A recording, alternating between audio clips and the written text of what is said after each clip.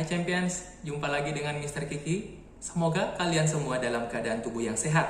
Saat ini kita akan lanjutkan pelajaran tematik kelas 5 kita, tema 8, subtema 3. Apabila kalian sudah siap, yuk kita belajar. Muatan IPS, pengaruh kegiatan ekonomi terhadap kesejahteraan masyarakat. Kegiatan ekonomi terbagi menjadi 3, yaitu kegiatan produksi, distribusi, dan konsumsi. Mari kita pelajari yang pertama, kegiatan produksi. Produksi adalah kegiatan mengolah bahan mentah menjadi bahan setengah jadi atau barang jadi.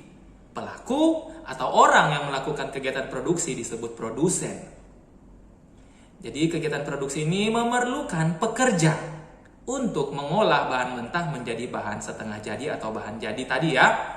Kemudian fungsi produksi adalah membuka lapangan pekerjaan sehingga mengurangi pengangguran. Kalian bisa lihat contoh gambar petani memproduksi beras. Ya, jadi memerlukan pekerja ya, sehingga kegiatan produksi dapat berjalan dengan baik. Selanjutnya distribusi. Distribusi adalah kegiatan menyalurkan hasil produksi. Jadi yang disalurkan ada dalam bentuk barang dan jasa kepada konsumen. Pelaku atau orang-orang yang melakukan kegiatan distribusi disebut distributor.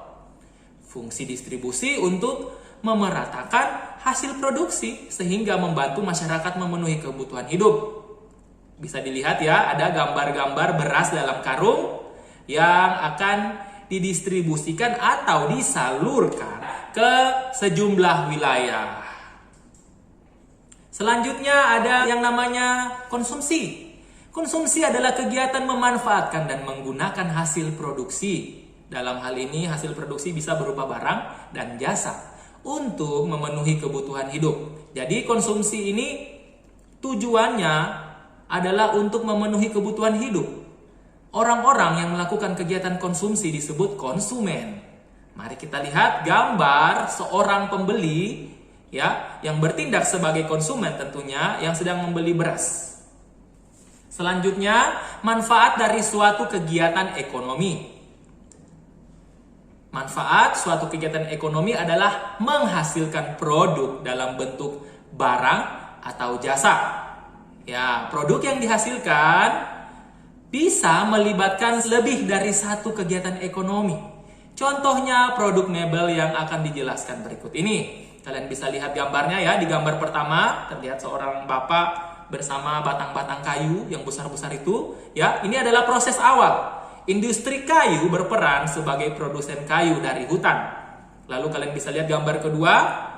Ya, kayu-kayu yang diproduksi tadi kemudian diolah oleh perajin kayu sehingga menjadi produk yang dimanfaatkan oleh konsumen. Ya, kayu kan bisa diolah menjadi meja, kursi, dan perabotan rumah tangga lainnya.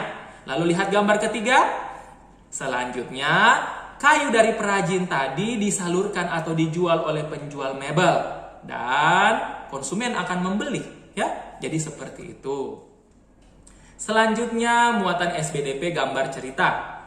Gambar cerita adalah ilustrasi gambar yang berfungsi untuk memperjelas pesan teks yang ingin disampaikan.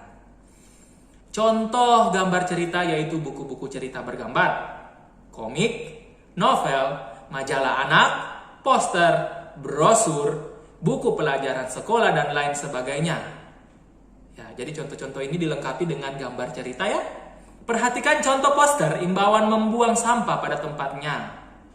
Kalian bisa lihat ya. Mr. Kiki telah sediakan sebuah poster yang bertuliskan jangan lupa buang sampah pada tempatnya. Kemudian ada gambar seorang anak yang membuang sampah atau kemasan plastik ke tempat sampah. Lalu di bawahnya ada tulisan sayangi bumi kita. Nah, ini adalah kalimat dalam poster juga. Ada gambar dalam poster ini ingin mengajak kepada kita agar membuang sampah pada tempatnya atau di tempat sampah ya. Dan dilengkapi dengan gambar. Gambar ini berfungsi untuk memperjelas pesan teks yang ingin disampaikan. Oke. Selanjutnya, langkah-langkah dalam membuat gambar cerita. Yang pertama, kita persiapkan alat dan bahan. Misalnya kuas dan cat air apabila kita ingin membuat gambar menggunakan teknik basah. Lalu kita pun bisa mempersiapkan pensil warna, krayon, dan spidol apabila kita ingin membuat gambar menggunakan teknik kering. Lalu langkah yang kedua adalah tentukan tema gambar. Dan langkah ketiga kita akan membuat sketsa menggunakan pensil. Ya, jadi membuat sketsa menggunakan pensil ini agar apabila terjadi kesalahan bisa kita hapus ya. Dan setelah sketsanya jadi, maka kita bisa memberikan warna pada sketsa tersebut. Selanjutnya, mari kita lihat mewarnai gambar cerita. Dua teknik menggambar, ya, ada teknik basah dan ada teknik pewarnaan kering. Mari kita bahas satu persatu. Teknik pewarnaan basah adalah teknik mewarnai menggunakan pengencer seperti cat air atau cat minyak. Ya. Kemudian teknik kering adalah teknik mewarnai gambar menggunakan spidol, krayon, atau pensil warna. Nah, kalian bisa lihat alat-alat yang digunakan dan juga hasil gambar ceritanya ya, yang sudah diwarnai pada dua contoh gambar di bawah ini. Ada gambar dengan teknik basah, bisa kalian lihat alat dan bahan, dan juga hasilnya juga gambar dengan teknik kering. Ya, alat dan bahannya apa? Bisa kalian lihat. Seperti itu.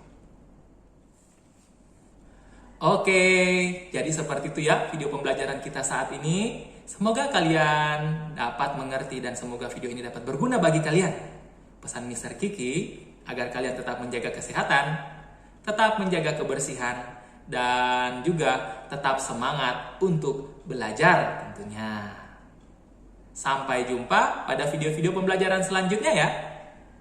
Thank you for watching and God bless you. Bye.